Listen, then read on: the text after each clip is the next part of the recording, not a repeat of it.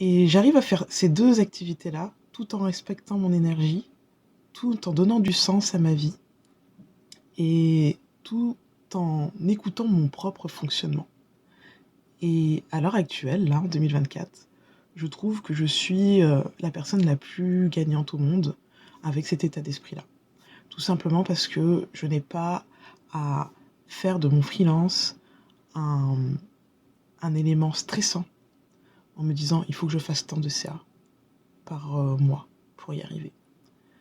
Je n'ai pas cette sensation d'échec en me disant: «J'ai essayé de faire du freelance et je n'ai pas réussi. Du coup, je dois retourner en CDI, retourner, quelque part où on m'enlève ma liberté».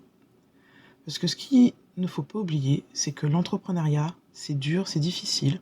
Il faut être intelligent pour être entrepreneur. Sinon, tout le monde serait entrepreneur, tout le monde gagnerait l'argent dont il a besoin en étant entrepreneur et plus personne n'aurait ce poids de travailler pour quelqu'un d'autre et pas travailler pour soi.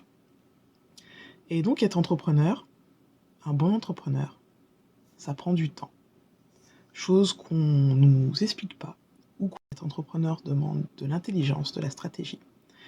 Et pour développer cette intelligence et cette stratégie, il faut bien s'entourer et tester, répéter les erreurs et trouver ce qui fonctionne pour soi, par rapport à soi, par rapport à ses clients et par rapport à son modèle économique. C'est aussi simple que ça. Mais pour faire tout cela, il faut tester, faire des erreurs, ou sinon se faire accompagner. Et pour se faire accompagner, il faut financer cet accompagnement-là. Et voilà, tout ça pour vous dire dans cette vidéo que je ne regrette absolument pas d'être salarié, que être salarié ne m'empêche pas d'être une bonne entrepreneur. Au contraire, je prends les choses de manière un peu plus sereine, un peu plus posée, de façon un peu plus intelligente, et je ne reste pas focus sur une seule technique, une seule manière de faire. Je sais ce que je veux.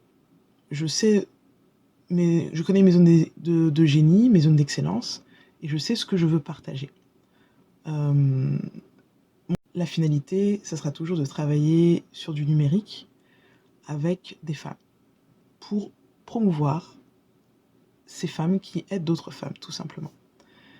Et ça fait 15 ans, certes, je suis graphiste en CDI et en freelance, et c'est grâce à cette lucidité, à cet état d'esprit, à cette liberté que j'ai grâce à mon CDI, que je suis